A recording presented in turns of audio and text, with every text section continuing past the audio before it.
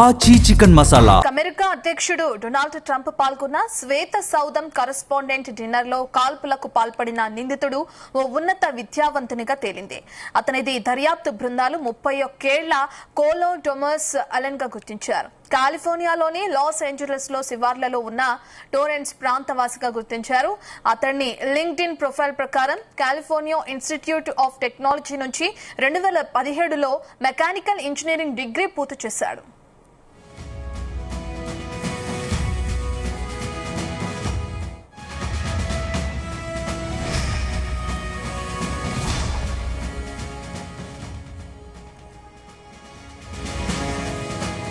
అయితే 2017లో కాల్టెక్ లో అతడు విద్యార్థిగా ఉన్నప్పుడే వీల్ చైర్స్ కు ఎమర్జెన్సీ బ్రేక్ ప్రయోగాత్మకంగా రూపొందించాడు. ఈ అంశం గుర్తించిన స్థానిక పత్రికలో కథనం కూడా వెలువడింది. ఆ తర్వాత కాలిఫోర్నియా స్టేట్ యూనివర్సిటీ నుంచి కంప్యూటర్ సైన్స్ లో మాస్టర్స్ పూర్తి చేశాడు. 2018లో ఓ వీడియో గేమ్ ను కూడా తయారు చేసి ట్రేడ్ మార్క్ కోసం రిజిస్టర్ చేసుకున్నాడు. ఇటీవల ఫస్ట్ లా పేరిట మరో గేమ్ ను అభివృద్ధి చేస్తున్నట్లు లింక్డ్ఇన్ లో పేరు వెల్లడించాడు అతను. 2014లో జెట్ ప్రొపల్షన్ ల్యాబ్ లో నాసా నిర్వహించిన ఫెలోషిప్ ప్రోగ్రామ్ లో కూడా పాల్గొన్నాడు అతను.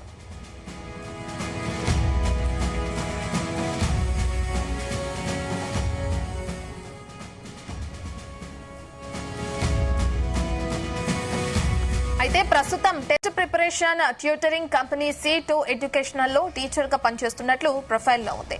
డిసెంబర్ 2024లో టీచర్ ఆఫ్ ది మంత్ గా కూడా ఎంపికయ్యాడు. ఇక రాజకీయ నేపథ్యం చూస్తే డెమోక్రటిక్ పార్టీకి సానుభూతి పరుడిగా తెలుస్తుంది. కమలా హ్యారిస్ అధ్యక్ష ప్రచారానికి $25 విరాళం కూడా ఇచ్చినట్లు ఫెడరల్ ఎలక్షన్ కమిషన్ రికార్డులు చెబుతున్నాయి.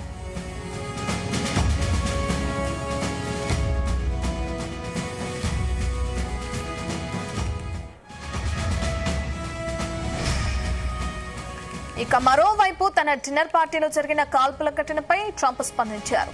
తన అధ్యక్ష పదవి ప్రమాదాలలో కూడుకుందన్న విషయం స్పష్టంగా తెలుసని చెప్పారు. తాను భయపడుతూ బతికే రకం కాదని ట్రంప్ వెల్లడించారు. మార్కో రూబియో, పీట్ హెగ్సెట్లు తనకు ఈ పదవిలో ఉన్న ముప్పుల గురించి ముందే చెప్పారని అన్నారు. ఈ ఘటనలో ఓ సీక్రెట్ సర్వీస్ ఏజెంట్ గాయపడ్డారని చెప్పారు. దుండగులు అనేక ఆయుధాలతో సెక్యూరిటీ చెక్ పాయింట్ పైకి దూసుకొచ్చినట్లు కూడా తెలిపారు.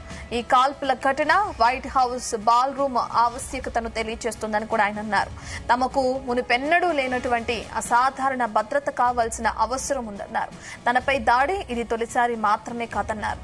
మరో 30 రోజుల్లో ఈ డిన్నర్ మీట్ ను రీషెడ్యూల్ చేయనున్నట్లు పేర్కొన్నారు ఆయన.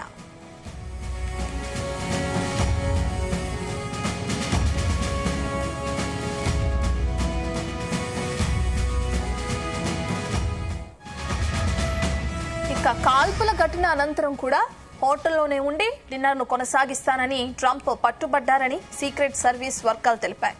అందుకు తాను భీకరంగా పోరాడినట్లు అభివర్ణించారు. సీక్రెట్ సర్వీస్ బృందాలు ఆ ప్రదేశాన్ని వదిలి వెళ్లిపోవాలని ఆయనకు నచ్చజెప్పాయి.